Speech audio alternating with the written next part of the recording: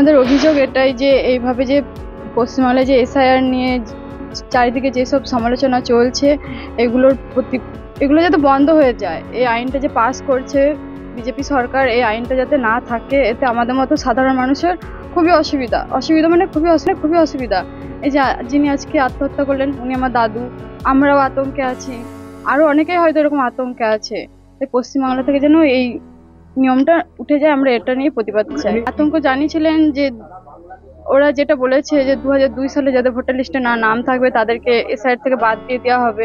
তো দাদু যেহেতু এসেছে অনেকদিন, কিন্তু ভোটার কার্ড আধার কার্ড এগুলো আগে থেকে করা ছিল না, সেরকম আগের দিনের মানুষ অত কিছু গুরুত্ব দেয়নি এসব কাগজপত্রকে। দাদু বাংলাদেশ থেকে এসেছিল, আসার পরে ইলামবাজার, পশ্চিম মেদিনীপুর এই 2 জায়গাতেই থাকতো। কত সালে এসেছিল? কত সালে অনেকদিন এসেছে, আমি ঠিক বলতে পারবো না। 2002 সালে তার কি নাম ছিল? না, নাম ছিল না। সেই কথা আপনাদেরকে বলেছে? হ্যাঁ বলেছে। ওই জন্যই দাদু আতঙ্কে ছিল যে দাদুকে তাড়িয়ে দেওয়া হয়, কোথায় যাবে কি করবে, শেষ বয়সে এসে, এই জন্য দাদু সুসাইড করেছে।